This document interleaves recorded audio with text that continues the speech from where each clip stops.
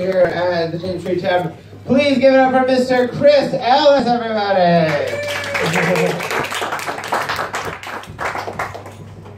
Thank you very much. I am Chris Ellis.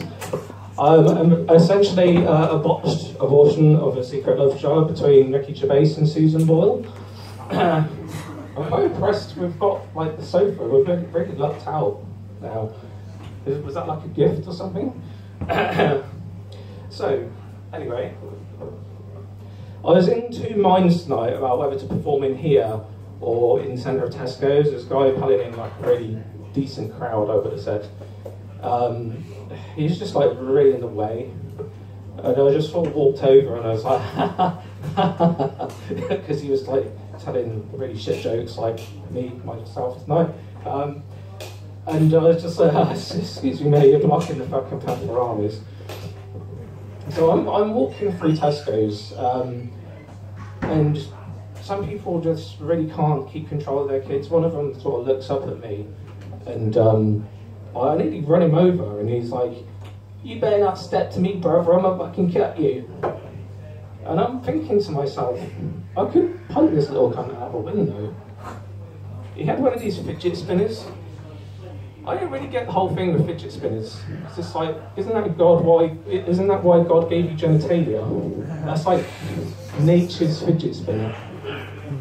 You make so many new friends as well. Hello, officer.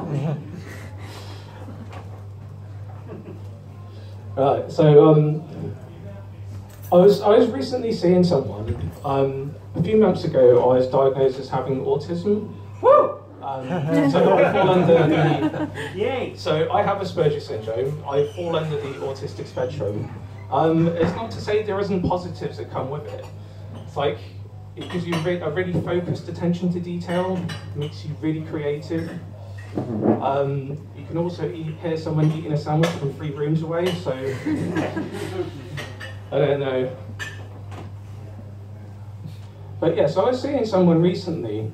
And because I'm like really bad at picking up on cues, she was telling me, I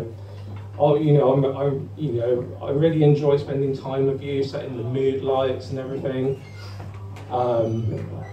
and like making me food, making me drinks, and I was like, oh, this is really nice, and then.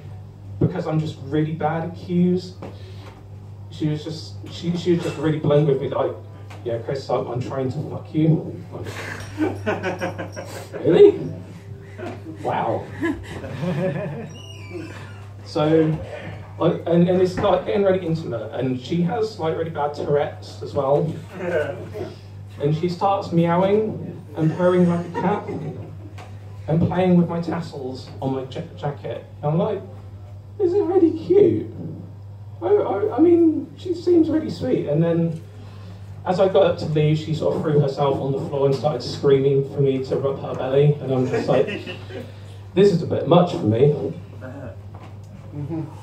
Going back to my bit about shopping in Tesco's that I missed a bit completely. Have you anyone like noticed how you either have like really good customer service or like service with a sneer kind of service? It's like I've had better service from like drug dealers in Birmingham.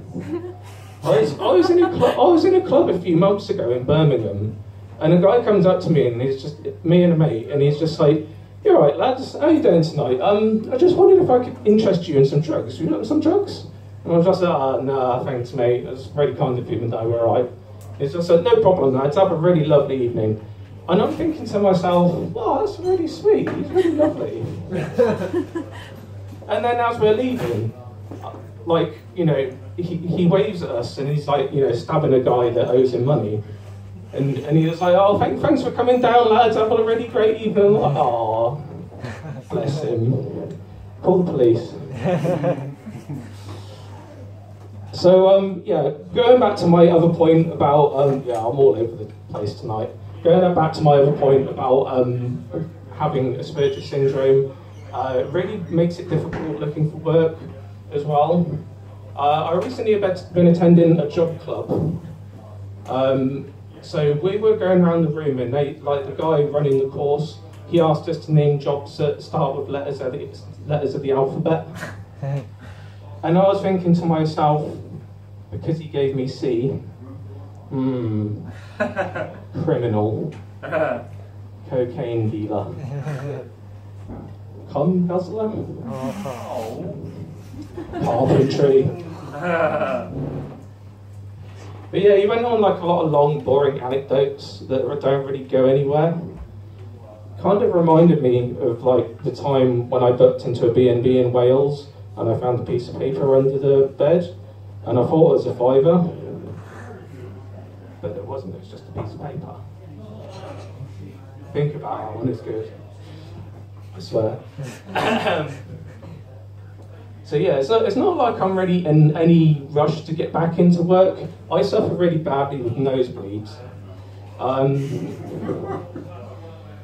I remember I was working with a mate once before, and I was working with a mate and I had a nosebleed at work, and so we went to his house, and he had a cat that looked like Hitler. And I was like, whoa, did you know your cat looks like Hitler? He's like, yeah, that's why his name is Hitler. Don't let him outside. I'm like, what? And I've got the tissue to my nose. I'm like, don't let him outside. He's like, yeah, he's an indoors cat. I'm like, shit. So I've got like tissue to my nose with one hand in the air going, Hitler, Hitler. And then a local skinhead looks at me and he's like, soon, brother. I didn't choose racism, racism chose me. Thank you very much, I've been Chris Ellis. Have a good evening.